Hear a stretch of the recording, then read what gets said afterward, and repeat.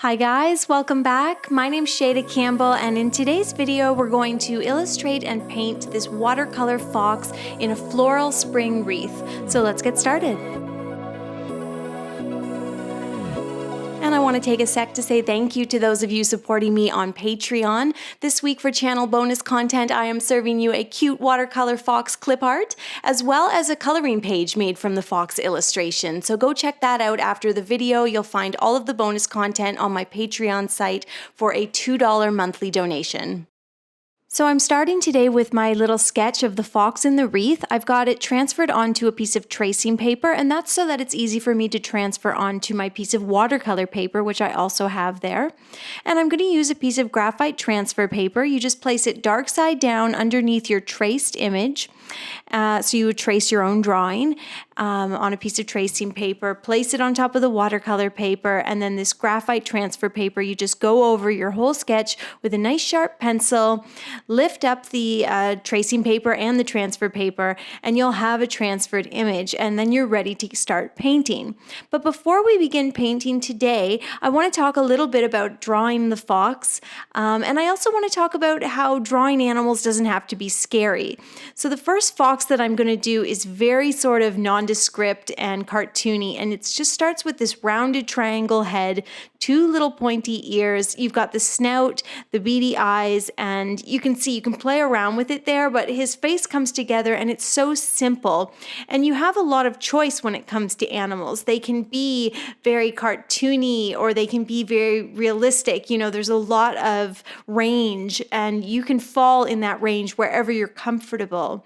And I tend to be sort of right in the middle, not very realistic, but not overly cartoony. But if I was doing a birthday card or something, I would definitely go for this more cartoon illustrative style that I'm doing here. So if the first little fox wasn't for you, you could try doing one that's all about the tail. So if you're really comfortable doing that big sort of S-curve shape, then make it all about the tail if that's what you're comfortable with. Just give him that little round face with the snout. I'm doing little heart-shaped eyes on that one. And you can see with just a few simple lines, all of a sudden a fox emerges. So animals don't have to be so scary. For a more detailed fox's face, I just start with his little beard, simple round nose, and that typical sort of dog-like mouth. And then I'm just putting these shaggy ears, pointy ears on top of his head. And again, I'll just go for some small eyes. If you're having trouble with animals, small eyes, it's the way to go. That's my trick. So this is how I drew the one that we're going to do on the wreath today. Let me just move this up here so you can see a little better. But I start with the shape of his sort of breast. And it's just this sketchy breast, and then he's got these two little legs that come out of the bottom there. His big fluffy tail comes right in front, across the front of his body, and I make the tail sort of large, almost comically large, and it sort of wraps around him. Then he's got his back there to the side. He's sort of on a 3/4, so you can see his back comes out. You can put a line to indicate his hind leg, and you can see how with just a few simple lines, I've created the body of a fox, and it didn't have to be complicated. I really haven't drawn any legs, so I've kept it quite simple by putting the tail in front of him. Again, I'm doing that beard with the little round nose, the shaggy sides of his face, the pointy ears on top, two little beady eyes, and I'm just going to take a piece of tracing paper, and this is my trick whenever I'm drawing things that I'm a little unsure of. By tracing my own sketch, I'm able to extract what I like, get rid of or change what I don't like, and just really perfect my own design. So I often will draw the head too small. By tracing it, I'm able to make it a little bigger or what have you. So you can see there, now I've got a design that I'm pretty happy with. And then I can take that, draw a cute little wreath around it, and then of course I transfer to my watercolor paper. And that's where we're starting today. So What I'm going to do now is I'm going to try my best to keep my painting really simple because I'm not used to painting animals. So I'm going to use almost exclusively a wet on dry technique. So the first thing I want to do is just make these really light colors, and I'm just going to lay down nice flat washes of light color. I'm starting with the flowers. They're just really simple. I've drawn some large flowers right at the bottom of the wreath or at the foreground of the piece. And once those are filled in, I'm going to mix up a little bit of a warm brown. I like to test it on a piece of paper to make sure that I've got the color that I desire. And then I'm going to start coloring in or painting in the shape of the fox, making sure not to paint where I want there to be any white. So his breast, his sort of furry breastbone, or the tip of his tail, the inside of his ears, I want to make sure that I'm leaving negative space there. And I'm just laying down a very, very light brown. I'll come back in later with darker shades of pink on the flowers or brown on the fox, and I'll get more detailed. But right now we're just doing sort of what I would call an underpainting. I added a little brown to my wreath, and now I'm mixing up a nice sort of medium light green, and I'm going to start painting in some of the leaves. And I sound like a broken record, but just very, very light color, easy on the paint, not adding a lot of paint, and definitely not adding any sort of dark or contrasting colors at this point. I just want to lay down a nice flat color, and then once I'm sort of happy with the way things are going and the direction I'm headed, then I'm going to go back in and add all those details.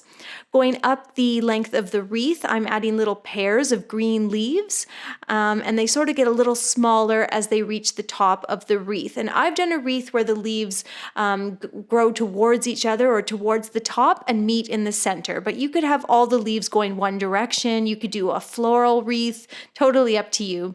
So that's what it looks like once I'm sort of done the underpainting. Everything's very flat, very simple. We're going to let it dry. It's a good time to wash your brushes, maybe freshen up your water. And then once your painting has dried, you can go ahead and mix up a darker green or maybe a cooler green, and we're going to start adding some detail. And it won't take very long for that first layer to dry because it is so light. Now I'm adding a darker green sort of to each side of each leaf. So the one side is light, one side is dark, and I'll do that to all the little leaves going up the length of the wreath as well. So it just makes the piece a little bit more impactful. I'm adding some contrast, some detail, and you're gonna see by using this wet on dry technique, my painting is gonna start to pop. But I'm not doing anything overly complicated. All I had to do was lay down that simple wash of color, let it dry, and now I'll go back in, add a little darker brown to the stem of the wreath, add a little darker green to each leaf. So it's almost like, working with pencil crayons or something. You're just starting in one place. It's not complicated. And then you go further, and you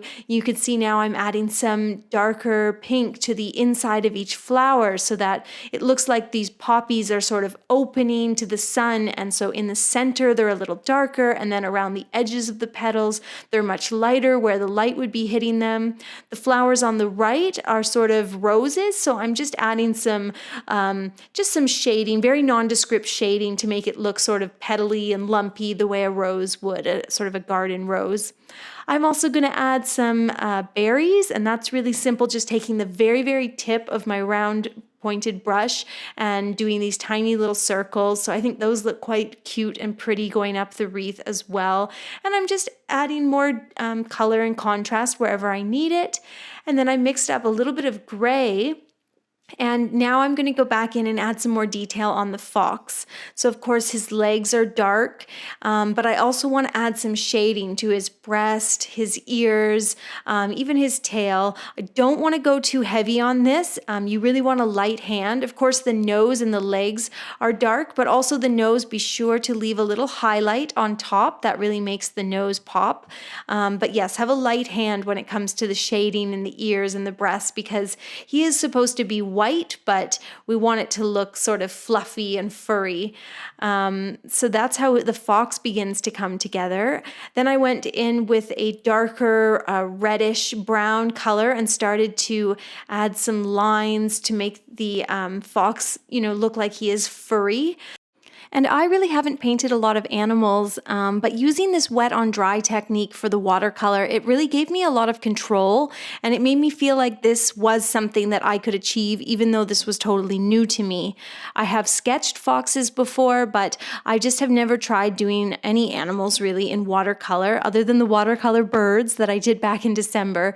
But the wet on dry, I'm able to just sort of take my time and say, okay, he's got one layer of light color. Now I can go back in with a slightly darker color, add some lines, make him look a little furrier. So I felt I had a lot of control, and it definitely made it seem less scary or overwhelming.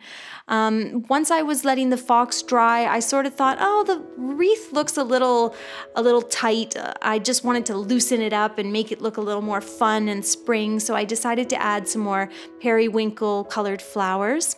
And then you might notice I finally gave him some eyes. I went in with a pencil and drew in the eyes. Then I just took the brown paint, colored right near the eye. And then finally I felt I was ready to take the black paint and paint his eyes. Eyes always scare me because if you mess them up, it's hard to bring them back, but you always have that white gel pen in an emergency. So most importantly, just leave a highlight on those eyes. And if you're not comfortable, just do the little black dot eyes, because that always looks cute.